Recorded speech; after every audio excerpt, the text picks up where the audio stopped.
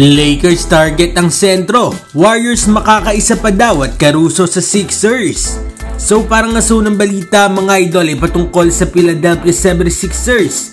Nakaraan nga ay na-report na itong 76ers ang frontrunner na makakakuha nga kay Alex Caruso.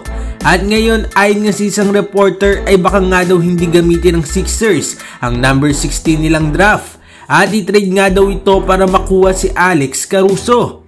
Si Alex Caruso nga ang type of player na gugustuhin nga ng isang contending team dahil nga sa hustle at defense ni Alex Caruso ay nagiging epektibo nga ito. Nag-average ngayong season si Alex Caruso ng 10 points, 4 rebounds at 4 assists per game. Ano masasabi ninyo dito mga idol? Babagay nga ba sa Sixers si Alex Caruso? At para naman sa sunod na balita ay patungkol sa Golden State Warriors. Marami na nga sa NBA fans ang naniniwala na tapos na nga ang paghahari ng Warriors sa NBA.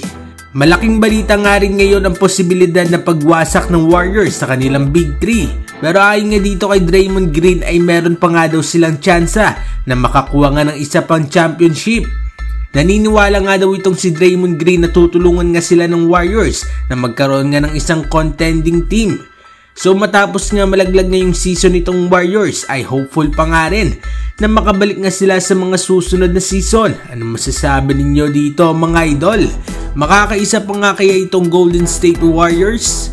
At para naman sa uling balita ay patungkol sa Los Angeles Lakers.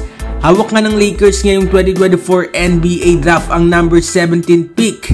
At sa mga bali-balita ay interesado nga daw ang Lakers na makakuha nga ng isang sentro. At para nga sa akin mga idol ay ang dapat nga nakunin ng Lakers ay ang 6'11 big man ng Baylor na itong si Missy. Nag-average nga ito mga idol ng 11 points at 6 rebounds per game. At sa kanyang scouting report ay isang araw itong NBA level player. Napansin nga rin ng mga scouts ang kanyang strength at explosiveness na bihira nga daw sa mga sentro. Ito nga ang klase ng player mga idol na dapat nga kuhanin ng Lakers at siyang i-develop. Nang sa gayon nga mga idol ay magkaroon nga sila ng backup center para nga dito kay Anthony Davis. Ano masasabi ninyo dito mga idol? Agree ba kayo dito o hindi? Mag-komento sa baba at ating babasahin yan. Huwag kakalimutan na mag-like at subscribe para sa iba pang balitang NBA.